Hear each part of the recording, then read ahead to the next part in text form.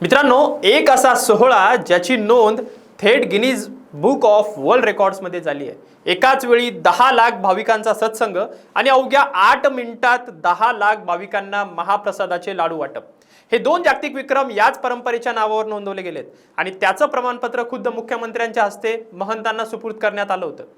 मित्रांनो, एक असा उत्सव जो सुरू झाल्यापासून 179 वर्ष म्हणजे जवळपास 2 शतक क्षणभरही थांबलेला नाही। दिवस असो वा रात्र, ऊन असो वा पाऊस, या ठिकाणी टाळ मृदुंगाचा नाद कधीच खंडित झालेला नाहीये आणि म्हणूनच याला नाव दिलं गेलंय अखंड हरिनाम सप्ताह। मित्रांनो, आज आपण बघणार आहोत अहिल्यानगर जिल्ह्यातल्या धनगरवाडी या छोट्याशा गावात जिथे सुरू झालाय आशिया खंडातला सगळ्यात मोठा गिनीज बुकात नोंद झालेला अखंड नामघोष असलेला योगीराज सद्गुरू गंगागिरी महाराजांचा 179वा अखंड हरिनाम सप्ताह। आणि मित्रांनो, प्रश्न हा आहे, मागच्या वेळचा तो जागतिक विक्रम 10 लाख भाविकांचा तो सत्संग, तो आकडा यंदा मोडला जाणार का? यंदाची गर्दी, यंदाचा उत्साह जर बघता हा प्रश्न सगळ्यांच्याच मनात घोळतोय। नेमकं नियोजन कसे असते, यावेळी कोणता नवीन रेकॉर्ड तुटणार आहे, चला जाणून घेऊया आजच्या या व्हिडिओमधून। जय हरी मित्रांनो, मी आपल्या सर्वांचा मित्र अक्षय ताठे आणि आपण बघतायत सत्य पे सत्ता।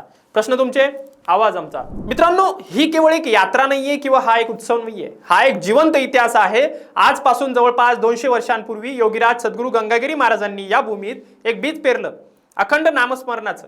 ते बीज त्या काळी कुणाला कल्पनाही नसेल की एका साधूने पेटवलेली ही नामज्योत पुढे पिढ्यानपिढ्या तेवत राहील आणि लाखो भाविकांचं श्रद्धास्थान बनेल। गंगागिरी महाराजांनंतर ही परंपरा हातात घेतली हरिगिरी महाराजांनी, मग नाथगिरी महाराजांनी, त्यानंतर सोमेश्वरगिरी महाराज आणि नंतर आले आहेत गुरुवर्य सद्गुरू नारायणगिरी महाराज, ज्यांनी या सप्ताहाचा विस्तार इतका प्रचंड केला की लाखो लोक या भक्तिसागरात सामील झाले। या 5 महात्म्यांच्या तपस्येचं फळ आज आपण याची देही याचा डोळा अनुभवतोय आणि हे आपलं परम भाग्य आहे। आता तुम्हाला प्रश्न पडेल मित्रांनो, या सप्ताहाला अखंड का म्हणतात? अखंड म्हणजे काय? कारण अनेक ठिकाणी सप्ताह होतात पण भजन काही वेळ थांबतं, काही वेळ विश्रांती घेतं, इथे तसं होत नाही। गंगागिरी महाराजांच्या परंपरेत 7 दिवस अहोरात्र 24 तास भजन अखंड चालू राहतं, म्हणजे 24 तास कंटिन्यू। 8 ते 1000 भजनी मंडळी संपूर्ण महाराष्ट्रातून आलेली असतात।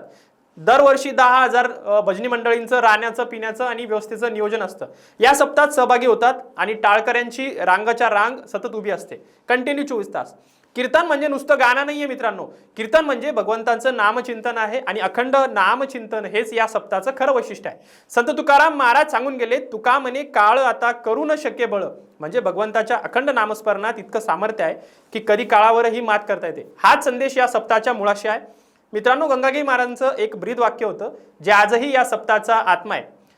देणे को अन्नदान, लेने को हरिनाम, तरने को लीनता, डुबने को अभिमान। म्हणजे काय, तर द्यायचं असेल तर अन्नदान द्यावं आणि घ्यायचं असेल तर फक्त भगवंताचं नाम घ्यावं, तरुण जायचं असेल तर नम्रता अंगी बांधवावी आणि बुडायचंच असेल तर अभिमानात बुडवावं। याच तत्वज्ञानावर उभी आहे ही परंपरा जी अखंड चालू आहे, भजन आणि अन्नदान या 2 स्तंभावर। आणि मित्रांनो, यंदाचा हा सप्ताह तर विशेष खास ठरलाय, कारण धनगरवाडी आणि दिघी या 2 गावांच्या अगदी मध्यावर हा भव्य मंडप उभारण्यात आलाय, म्हणजे 2 पंचकृषी।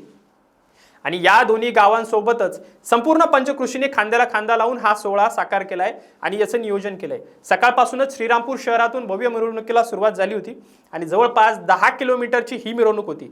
कंटिन्यू 10 किलोमीटर भक्त होते आणि लाईनीत होते। ढोल ताशांच्या गजरात, वाजंत्री आणि भजनी मंडळांच्या साथीने धनगरवाडीपर्यंत पोहोचली। 25 गावांमधून 3,000 तरुण युवक मोटरसायकल रॅली घेऊन या सोहळ्याला सामील झाले। मित्रांनो, ही केवळ श्रद्धा नाहीये, ही तरुणाईची भक्ती शक्ती आहे।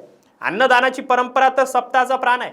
वैजापूर, येवला, नांदगाव तालुक्यातून आणि संपूर्ण नाशिक जिल्ह्यातून माता भगिनींनी बनवलेल्या पुरणपोळ्या आणि मांडे इथे पोहोचले सुद्धा आहेत। 25हून अधिक गावातील महिलांनी दिवस रात्र राबून हा महाप्रसाद सिद्ध केलाय, तो पण दररोज प्रत्येक गावाला नियोजन दिलंय। आणि मित्रांनो, एकट्या बाबासाहेब पाटील चिळे या मित्रमंडळाने 35,000 लिटर दूध या सोहळ्यासाठी अर्पण केलंय। विचार करा, ही आकडेवारी किती प्रचंड आहे। पण मित्रांनो, एवढा प्रचंड सोहळा नुसत्या श्रद्धेवर उभा राहत नाही, त्यामागे एक काटेकोर नियोजनही असतं। ते नियोजन चालतं मागच्या 1 महिन्यापूर्वी। आजूबाजूच्या 25 गावांना आधीच सूचना दिली जाते की प्रत्येक गावाने आळीपाळीने रोज ताज्या भाकरी सप्ताहस्थळी पोच कराव्यात, जेणेकरून सकाळची पंगत वेळेवर सुरू होईल आणि लांबून येणाऱ्या वारकऱ्यांना उपाशी थांबावं लागणार नाही। या संपूर्ण सेवेत तरुण मंडळ, ज्येष्ठ मंडळ, महिला मंडळ, भजनी मंडळ आणि सेवेकरी मंडळ असे सगळे मिळून हे पूर्ण कामाचं नियोजन करत असतात। कारण हा एकट्या दुकट्याचा खेळ नाहीये, इथे मेळ जुळवावा लागतो। पहिल्याच दिवशी सगळे भाविक एकदम येऊन बसतात, त्यामुळे वाढायचं नियोजनही खूप महत्त्वाचं असतं आणि ते अत्यंत काळजीपूर्वक टप्प्याटप्प्याने केलं जातं. आधी जवळचे गावं, मग हळूहळू लांबून येणारे भाविक, अशी सुनियोजित पद्धत राबवली जाते. आणि मित्रांनो, एवढ्या मोठ्या गर्दीत सुरक्षेची ही तितकीच काळजी घेतली जाते. कारण विचार करा, 10 लाख भाविक एकाच ठिकाणी जमणं सोपी गोष्ट नाहीये. प्रशासनाकडून वारंवार सूचना दिली जातात की भाविकांनी आपले दागिने, पैसे आणि वाहनांची स्वतः काळजी घ्यावी. गर्दीत गडबड गोंधळ करू नये.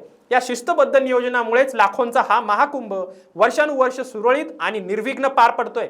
या सोहळ्याला राजकीय आणि सामाजिक क्षेत्रातले अनेक मान्यवरांनी आवर्जून हजेरी लावत असतात, कारण ते अशा या गर्दीत असतातच. आता पहिल्याच दिवशी कोपरगावचे आमदार आशुतोष दादा काळे, माजी आमदार भाऊसाहेब कांबळे, नीरज मुरकुटे, बाबासाहेब चिळे पाटील, नानासाहेब पाटील शिंदे, सर्जेराव पाटील मुंडे असे अनेक जे राजकारणी मंडळी आहेत, सुधाकर टोंबरे यांच्यासह अनेक मान्यवरांनी पहिल्याच दिवशी तिथले जे गावाच्या आसपासचे आमदार आहेत, खासदार आहेत, ते उपस्थित राहिलेत.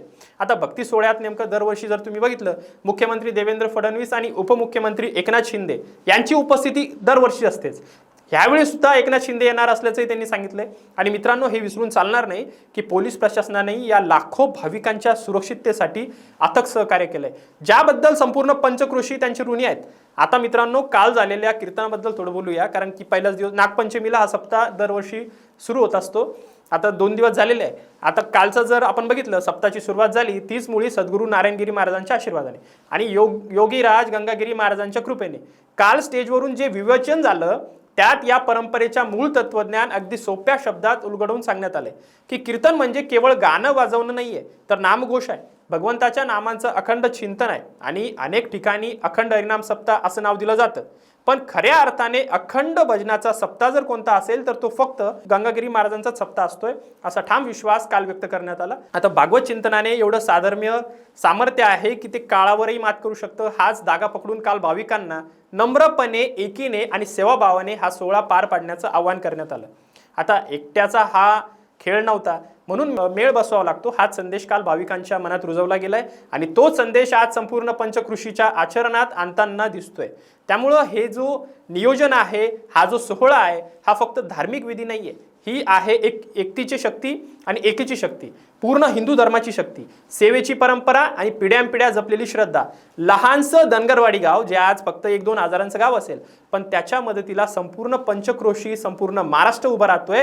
हेच या भूमीचं खरं वैभव आहे. 7 दिवस 24 तास अखंड नामघोष, विठोबा रखुमाईच्या जयघोषात नाहून निघालेली ही भूमी आजही आपल्याला शिकवते की श्रद्धा आणि सेवा एकत्र जर आल्या की काळही थांबतो. मित्रांनो, अशा या भव्य दिव्य परंपरेला, या अखंड नामसाधनेला आणि इथल्या प्रत्येक भाविकाच्या श्रद्धेला आमचा मानाचा मुजरा आहे.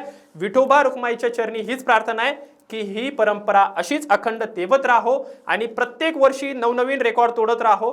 त्यामुळं आजच्या या व्हिडिओच्या माध्यमातून एकच सांगायचं होतं की हा सोहळा कसा आहे आणि 10 लाख गिनीज रेकॉर्डचं नियोजन कसं असतं.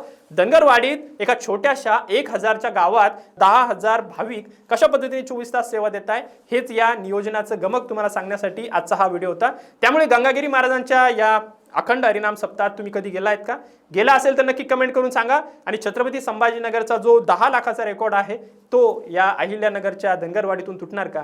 कमेंटमधून नक्की कळवा. आणि अशाच महत्त्वपूर्ण माहितीसाठी बघत राहा सत्य पे सत्ता. जय हरी. अहो, मला सारखा दम लागतोय हो. आज माझा अजिबातच मूड नाहीये. मला ना कसं तरी होतंय, माझ्या हातापायाला मुंग्या येत आहेत. माझं खूप डोकं दुखतंय आज. अहो, माझ्या थायरॉइडच्या गोळ्या संपल्या आहेत, लवकर आणून द्या ना. या सगळ्या कुरकुरी आपण देखील रोज ऐकता का? हो ना. अहो, या त्रासावर सोपा उपचार आहे. डॉक्टर चाटेज होमिओपॅथी क्लिनिक.